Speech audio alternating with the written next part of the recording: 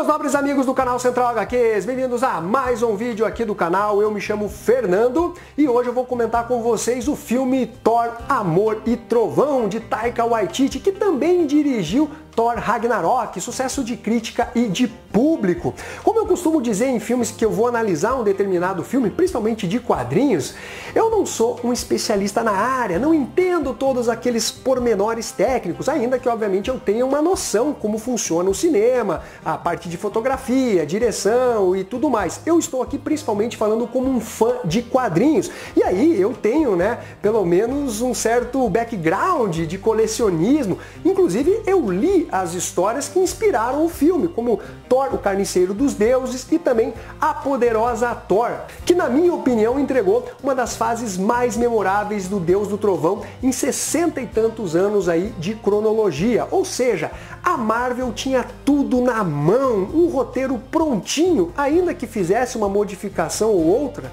As bases, elas realmente eram sensacionais para serem utilizadas no filme, mas nós temos aqui uma grandíssima decepção. Eu vou dizer para vocês, e isso é um tanto óbvio, que o Thor que está sendo retratado nos cinemas, ele difere consideravelmente em termos de personalidade do Thor dos quadrinhos. Esse Thor bonachão, piadista, meio palhação que a gente vê no cinema, não se encontra nos quadrinhos. Ali ele é mais sério, usa palavras mais rebuscadas, obviamente ele tem os seus momentos mais sarcásticos ou uma piadinha aqui ou ali, mas isso é exceção dentro da personalidade do Odin Sun. O Taika Waititi, quando fez o filme Thor Ragnarok, ele, dentro da proposta do filme, eu acredito que conseguiu entregar algo satisfatório, algo divertido. Se você sabe quem é o diretor, você não tinha como criar uma expectativa diferente, é um cara que trabalha com humor, então era esperado que fosse utilizado daquela forma que foi justamente em Thor Ragnarok. Mas aqui o Taika Waititi ele passa de todos os limites, ele exagera, extrapola absurdamente. Os primeiros minutos do filme são vergonhosos, uma coisa meio, sabe aqueles filmes de Kung Fu chineses que tem uma pegada cômica? É isso que você vai ter no início, o Thor fazendo espacate, assim, segurando duas naves, uma coisa tão exagerada, parece que ele falou, olha, eu consegui o sucesso com outro filme, então aqui eu vou apostar em dobro, vou forçar ainda mais a mão. Então ficou uma coisa que não combina nem com aquele Thor de Ragnarok, ficou assim absurdamente forçado essa parte cômica. Sem falar que nós tínhamos piada atrás de piada, aquele punch e algumas piadas bem repetitivas. Você tinha a questão do ciúme lá do Machado, e daí toda hora o Machado demonstrando ciúme, beleza, uma, duas, até 3 vezes vai, mas aí quando começou a passar disso, você fala, porra, os caras parecem que estão sem repertório aí. Então essa parte humorística é de dar vergonha alheia. E eu vou dizer mais, piadas muito previsíveis, e dentro de todo o filme eu ri poucas vezes. Fiquei com aquela cara de, meu, sério? Eu vou rir disso? Já é tão previsível, é tão bobo. Então esse aspecto cômico, exagerado, eu acho que é um dos principais fatores que comprometeram a qualidade desse filme. Bom, mas vamos falar aqui da sinopse do filme. Nós temos o Gorr, que futuramente vai se tornar o Carniceiro dos Deuses. Ele que é interpretado pelo excelente Christian Bale, eu acho um puta de um ator. Mas quando saiu, o design do personagem, como ele seria apresentado nas telonas, eu achei meio simplão, Eu entendo que talvez eles queiram explorar ali a interpretação do Christian Bale, Mas eu acho que se ele tivesse um tom mais monstrengo, como é exatamente nos quadrinhos, funcionaria melhor do que simplesmente um cara com cabeça raspada, com algumas manchas no rosto, com aquela tatuagem, entre aspas, ali também que atravessam os olhos.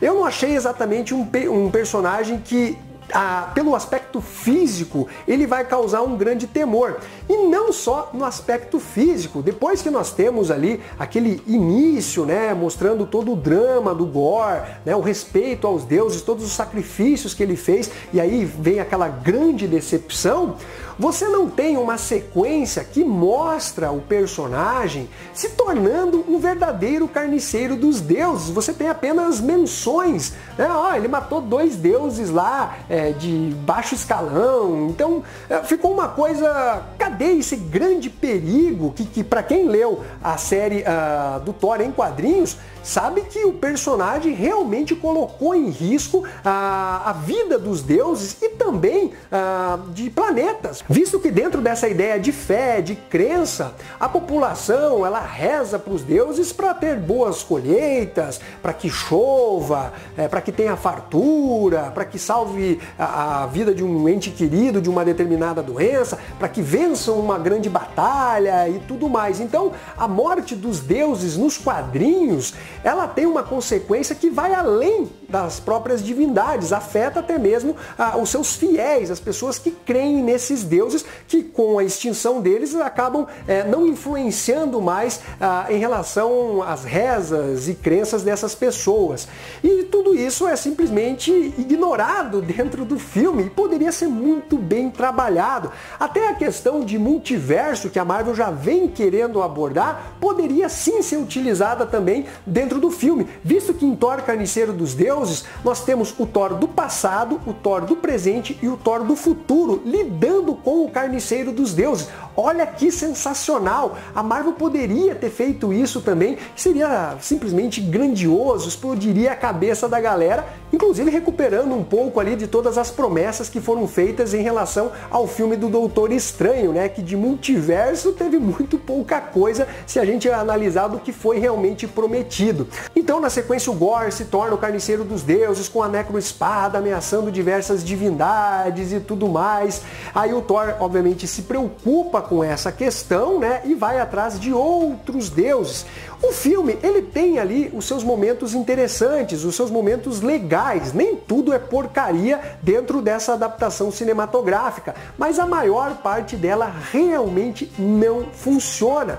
Você pega, por exemplo, aquela vila dos Asgardianos, né, que perderam o seu planeta e vieram para a Terra. Virou ali basicamente um ponto turístico. As pessoas, tirando o Thor, a Valkyria e até a própria Valkyria, eles se vestem normalmente. Cadê a cultura asgardiana? Parece que se perdeu. Os personagens de Asgard, eles simplesmente não estão sendo retratados como foi na cidade celestial ali de Asgard, com toda aquela pompa, aquele dourado. Eu entendo que aqui eles mudaram para um local onde eles não vão ter os mesmos recursos, mas pelo menos o linguajar, o aspecto, a cultura deveria ter sido mantido de uma certa forma. Aqui é basicamente um povo de uma vila que sequer sabe pegar numa espada. Asgardianos são guerreiros natos e aqui eles são colocados como pessoas normais, pessoas frágeis. Isso é simplesmente sem sentido. Tem um determinado momento que o Thor chega para as crianças e fala: olha, algum de vocês já lutou numa batalha? As crianças, não! Como não, meus amigos? A cultura asgardiana já coloca a criançada desde pequeno treinando com espadas, fazendo combates corpo a corpo, se aprimorando como guerreiros. Como em tão pouco tempo isso simplesmente é esquecido? E olha que loucura, logo depois que o Thor fala isso e as crianças respondem: não, a gente não sabe porra nenhuma da arte da guerra, as crianças simplesmente têm um boom e conseguem fazer coisas absurdas em termos de luta. Elas se envolvem ali numa batalha e você fala: tá de zoeira. Acabou de dizer que não sabem e agora estão aí tocando terror. Então o filme é cheio de incongruências. Até a relação do Thor com a Jane Foster não tem aquela química, aquela coisa que funciona. Parece aquela coisa de dois amigos, um querendo brincar com o outro. Aí tem um momento um pouquinho mais meloso, mas você não sente que os dois personagens realmente se gostam. A A Natalie Portman é uma excelente atriz, ganhadora de Oscar. Cisne Negro eu acho um excelente filme, a atuação dela lá tá impecável também.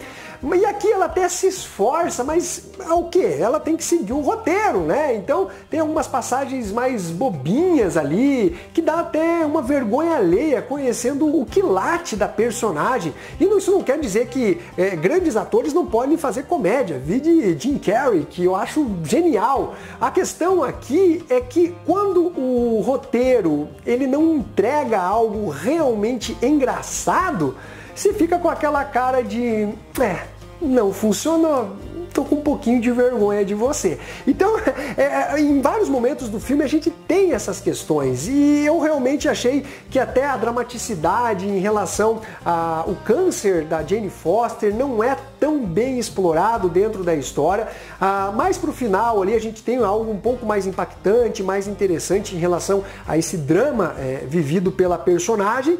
Até uma certa entidade cósmica que dá as caras no filme, ela tá muito mal retratada. É como se fosse uma grande estátua de adoração. Pelo amor de Deus, que grande oportunidade de colocar ali entidades cósmicas, aquelas abstratas do universo Marvel, pelo menos uma palhinha, respeitando o conceito desses personagens. Parece ali uma grande estátua que...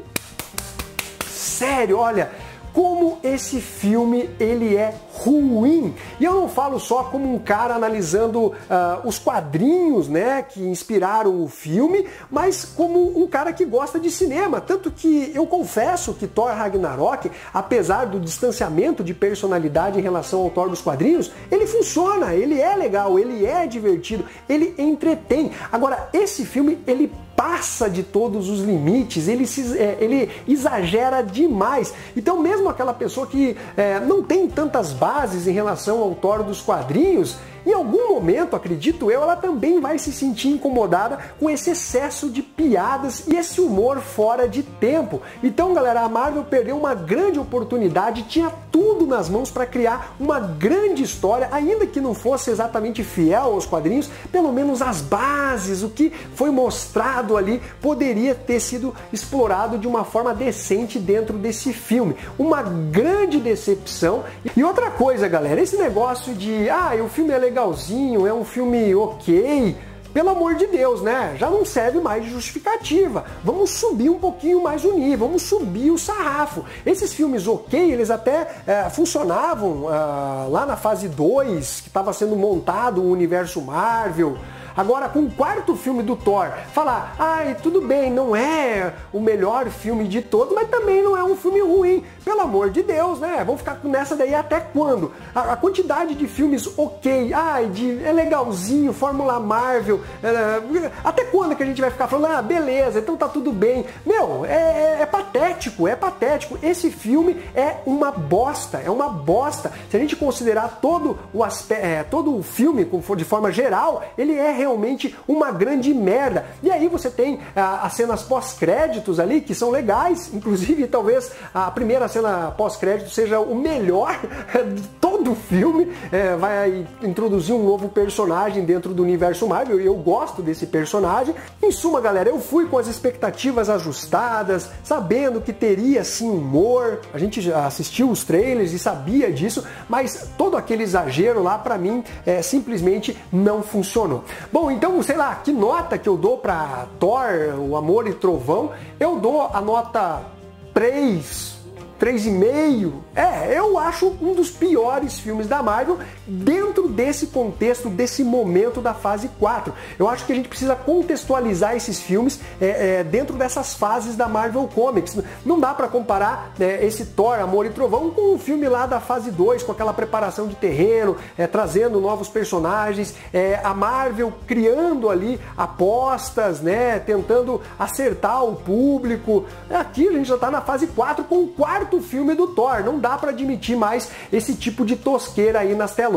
Bom, e qual é a opinião de vocês em relação a esse novo filme do Thor? Vocês gostaram, não gostaram? Coloque aí nos comentários, beleza? Um abraço para todos vocês e fui!